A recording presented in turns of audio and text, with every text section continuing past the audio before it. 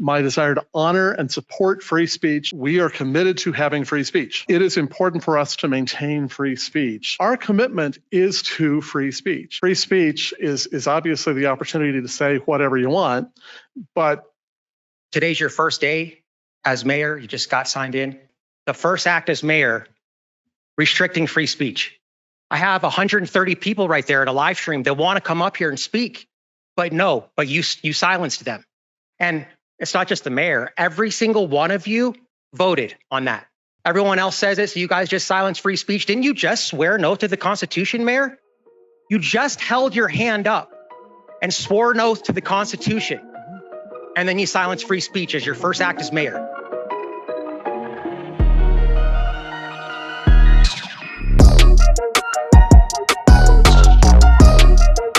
Hey guys, Denver Metro Audits, aka the Mile High Auditor. We're over here at Edgewater City Hall for a revisit for the Adam Fresquez story. The family invited me over here, so we are here.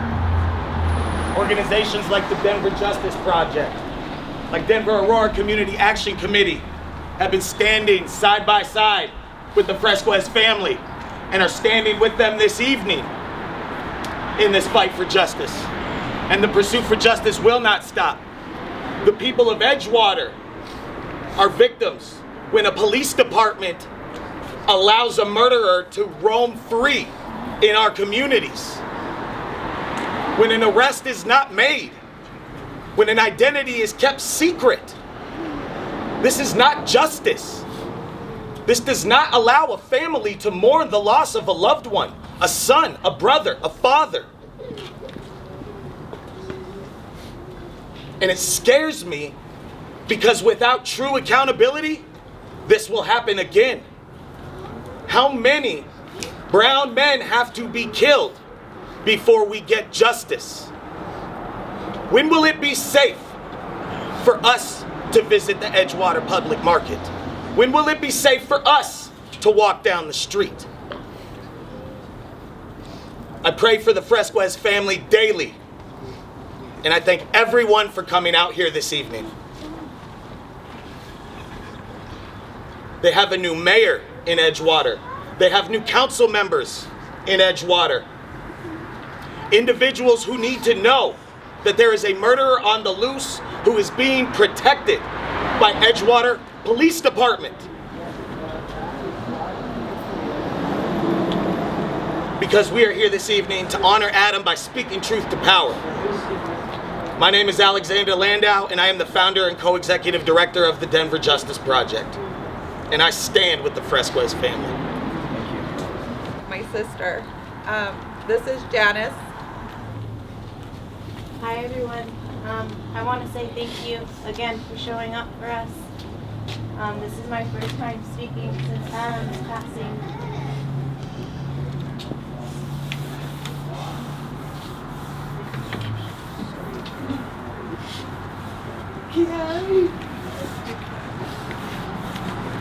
We just want to be able to get some kind of closure for our family.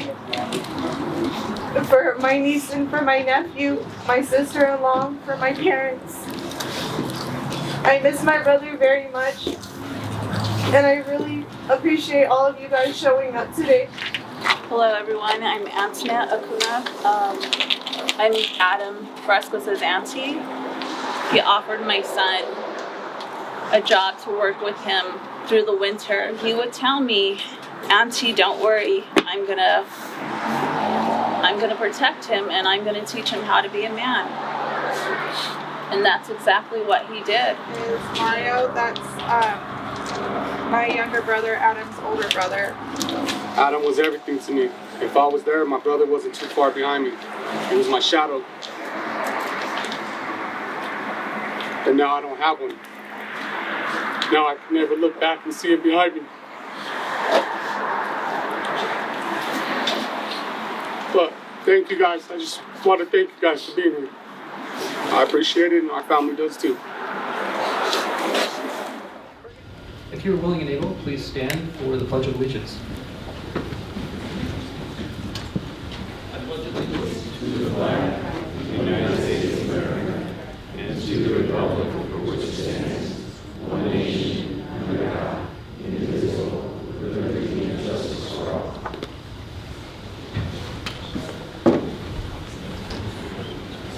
If you raise your right hand, please.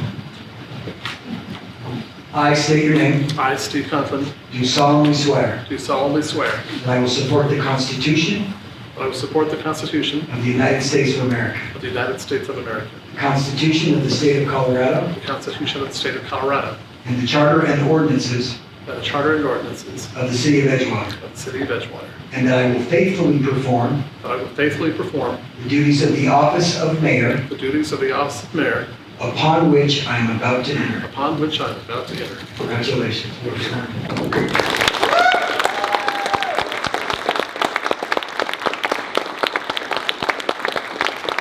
Actually, my campaign theme is We Are Edgewater.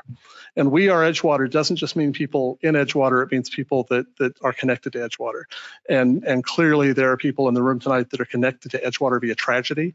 You are Edgewater. We are joined together. And so we are anxious to get to the point that we can have some conversation and hear those comments. I want to talk briefly about free speech, because I think that's something that has been a hallmark of Edgewater, and I think that's something that will continue.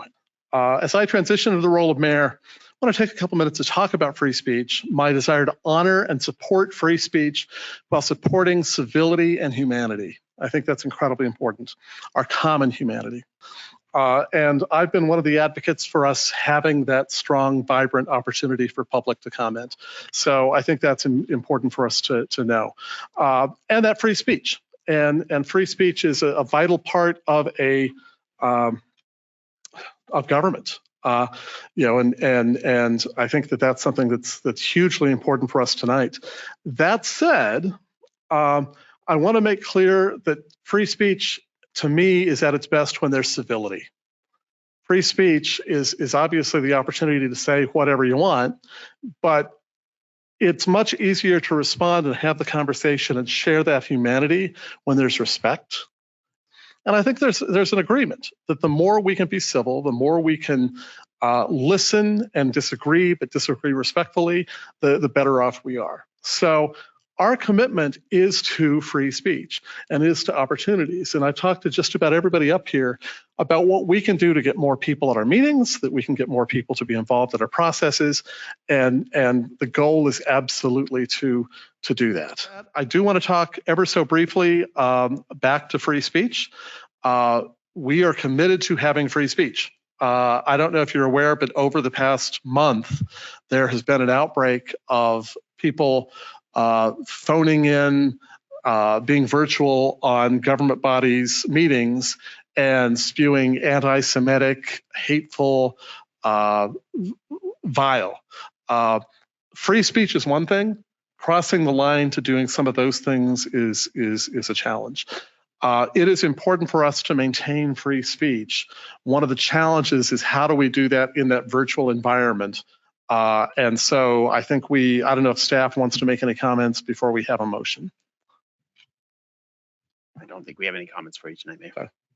Do we have a motion? Mr. Mayor, I move to temporarily amend the City Council Rules of Procedure to permit public comment during meetings and work sessions only from individuals who appear in person at the physical location of the council meeting.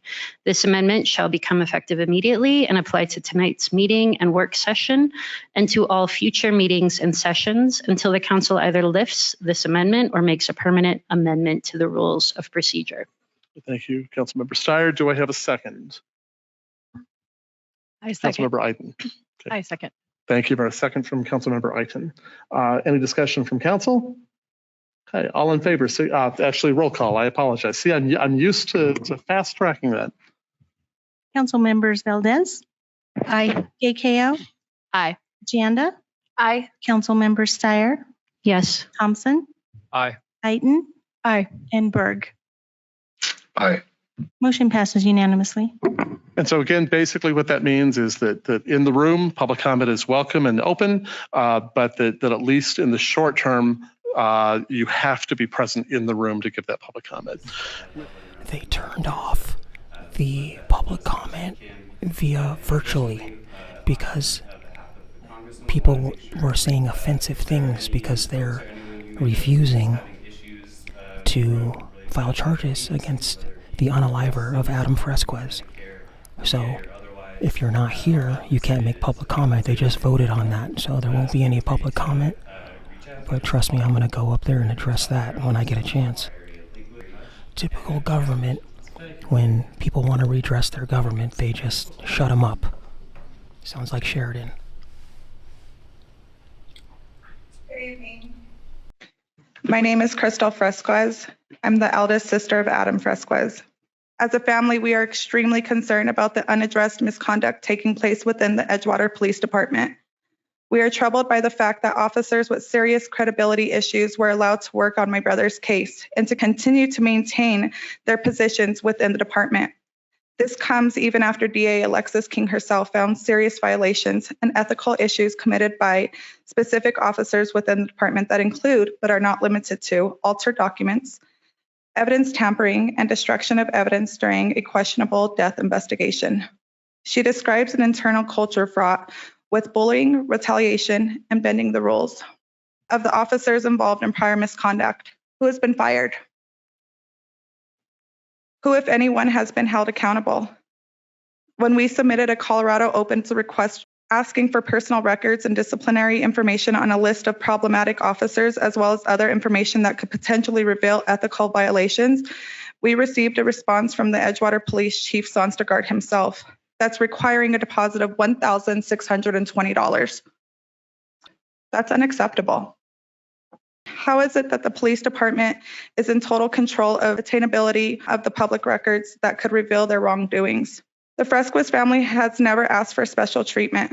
We are simply asking for justice, transparency, and answers as to why the person who shot my brother in the back twice after being pepper sprayed and leaving the scene of a crime is not being judged by a jury of his peers. That's all I have. Thank you very much. My name is Alexander Landow. I am the founder and co-executive director of the Denver Justice Project. On May 3rd, 2023, Adam Fresquez was pepper sprayed and then shot in the back twice in Edgewater, Colorado, in the public market in broad daylight, minutes after dropping his daughter off at school in one of the busiest parts of Edgewater. The person who shot Adam left the scene and later turned himself in, allegedly claiming self-defense. That person was questioned for 2 hours and released without being arrested, simply a detention. And this individual was not charged with any crime. Chief Sonstergaard originally told Adam's mother, Lena Fresquez, that Adam was shot in the front. But according to the coroner's report released on June 13th, it was revealed that Adam was in fact shot in the back. The family has now waited almost 7 months for answers as to how someone can shoot their son in the back yet claim self-defense.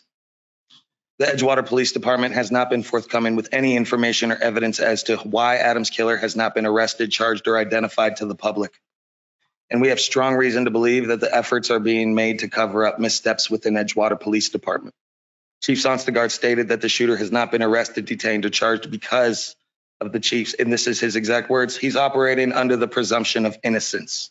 This is a privilege that is rarely, if ever, afforded to people of color.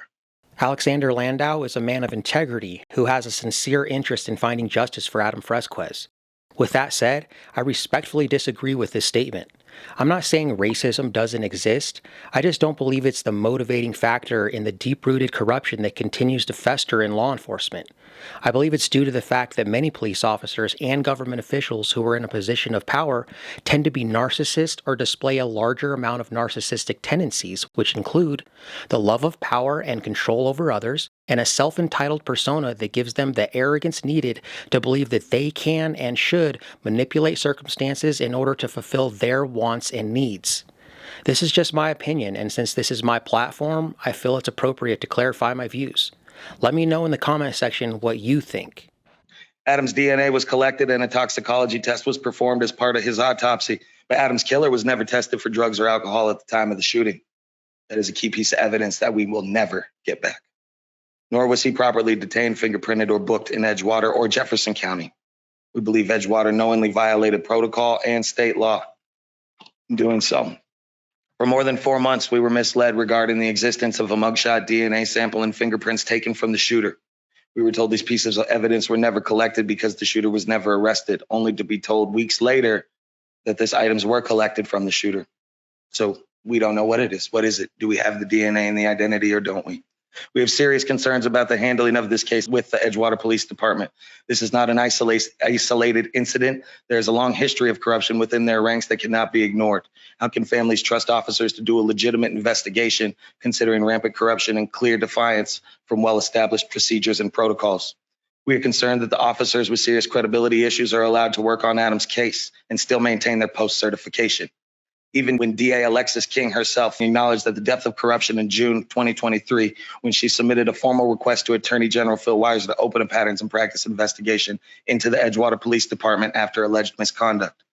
The misconduct includes destroying evidence, violations of citizen civil rights, improper investigation, credibility issues, and other deeply concerning allegations surrounding the department's integrity. We have strong reason to believe that the officers involved in investigating Adam's death have serious credibility issues and have displayed a pattern and practice of destroying evidence in other questionable death cases. How many of these police officers have been fired? How many of these officers have lost their post-certification? What has been done to correct the corruption within the Edgewater Police Department and keep the people safe while continuing to flourish is something that we as a community should expect. We should not have to fear our police department, and we as a community should, if a crime happens, be able to trust in the department to do a job that they were bestowed on by the people. They are here to protect and serve us, and we need them to do their job and get this man off the street.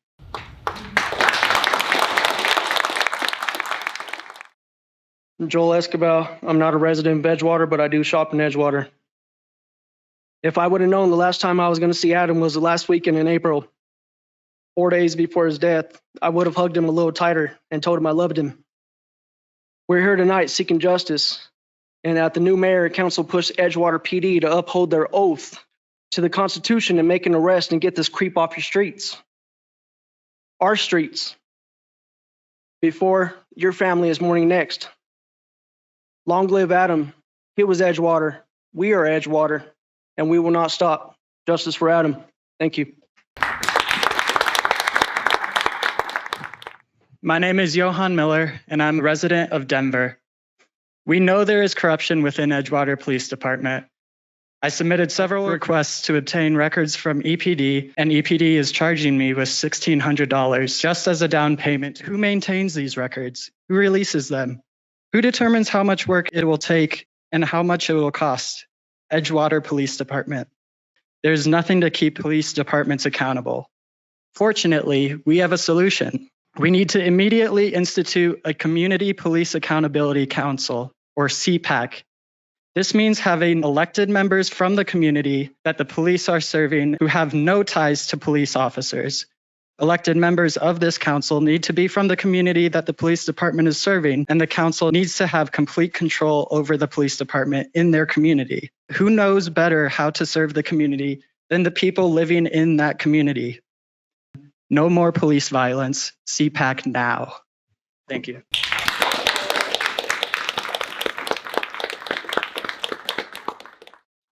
My name is John Palmer, and I'm a resident of Denver. As chair of the Denver Rural Community Action Committee, I work with various families across the Denver metro area who have experienced police violence or who are suffering from police misconduct and the proper investigation of their case. But this one is personal because this is in my neighborhood. This is in my community. I live 5 minutes away from here, less than 3 minutes away from where Adam Fresquez was murdered on May 3rd, 2023. I will look each and every one of you in the eyes and ask, what are you doing to ensure a proper investigation of the murder of Adam Fresquez? For those of you who have already been a member of this council for the past 7 months, what have you done? What steps have you taken? For those of you who are just joining us tonight, you have an opportunity to set the tone for your tenure as a part of this body. I encourage you, please, for the sake of this family and for the sake of the people you serve, take that opportunity.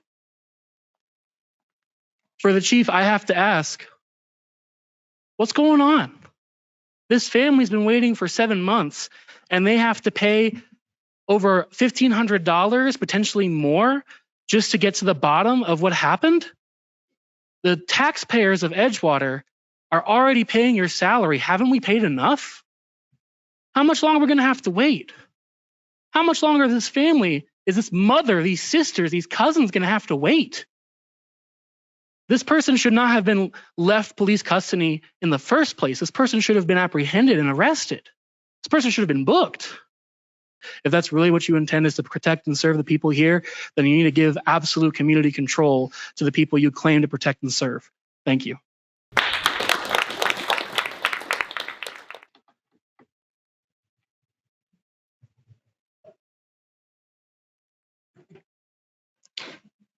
Is your name Conklin? Correct. Mr. Conklin? I actually wasn't even going to make a public comment today, but then I heard your speech where you shut down all of the people to join via Zoom. And you said that free speech is important, right? But that respectful speech is what we need to strive for. Free speech, to me, is at its best when there's civility. The thing is that offensive speech is free speech, okay? Doesn't sound like you're really a proponent of free speech. So today's your first day as mayor. You just got signed in.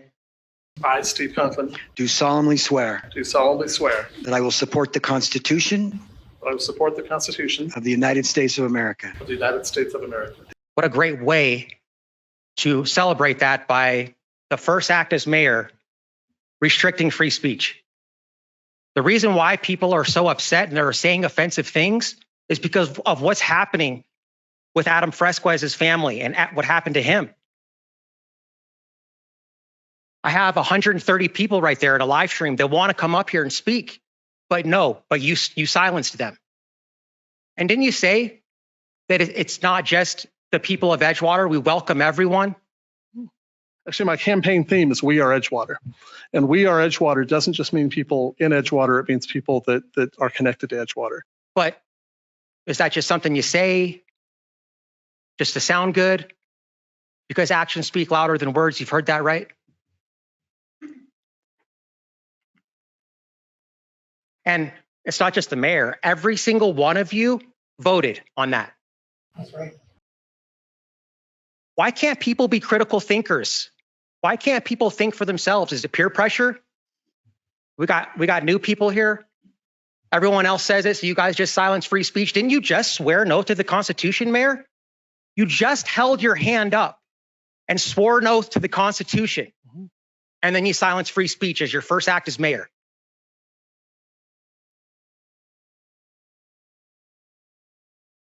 So what we need, we understand that the district, it's in the district attorney's hands. We're asking you guys to please help facilitate this.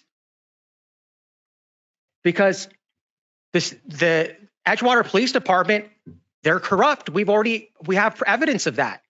Of all the other investigations that's going on, the district attorney of Jefferson County is doing a special investigation on them. Right? Just think about it. What if it was your family member? What if it was your daughter or your son? Would you be okay? How would you feel if the mayor, as first act, silenced free speech from 130 people on that live stream that want to come up here and speak? They want to address you. We the people, just like he said, it's not we the Edgewater, it's we the people. And it's not just the people in this room or the people that live in Edgewater. There's people all across this country that are pissed about this. Your time is coming to an end. Thank you. So I'll try to be as respectful as I can, but I'm clearly frustrated and emotional about this because it's not right. And so I'm just asking you guys to please help facilitate this so that we can have justice for Adam Fresquez.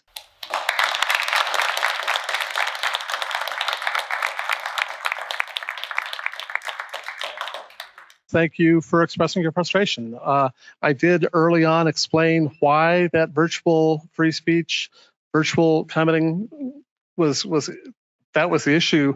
And you can believe me or not, it isn't because of you being here tonight. It's because of vile anti-Semitic speech in other city council situations. So, oftentimes we won't respond. I can take the barbs. I can take you, call me, whatever you want to call me.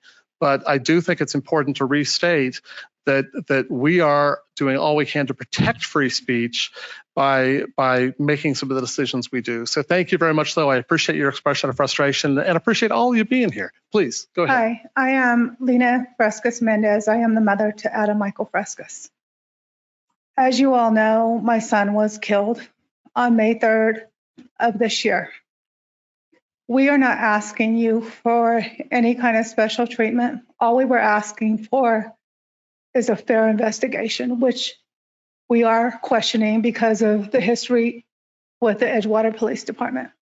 I was originally told by Officer Sonstergaard and 3 other police officers that my son was shot going towards them, they made me feel like my son was the aggressor. My son was not. We did not find out that my son was shot in the back until we got the autopsy report. They did not even have the decency to call me and let me know this. So as a mom, tomorrow is my birthday. And my son, Adam, would always call me, wait up until midnight and text me, because he wanted to be the first to wish me a happy birthday. He wanted to brag to his siblings that he loved me more than them, because he was the first one to always wish me a happy birthday. I don't get that this year. This is the first time since my son was born that I don't get that text, or I don't get that call, or I don't get that hug or that kiss. So I'm asking y'all just to hear us out and understand the frustration that I'm feeling, and understand why I'm here and why I'm fighting. Because from day one, I did not feel like it was a fair investigation.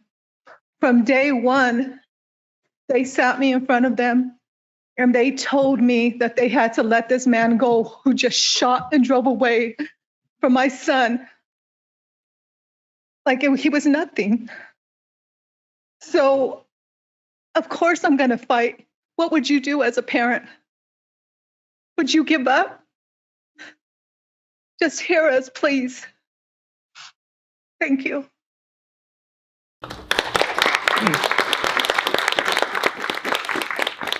I'm Juan, Adam's father.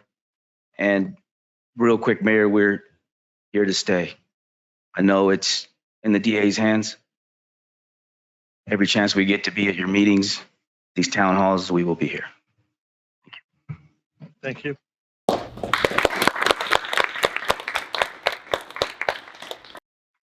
Public comment. Okay. Thank you all. Our hearts go out to you. It is important for us to hear what you have to say, and we appreciate that. And again, no words. Thank you for being here.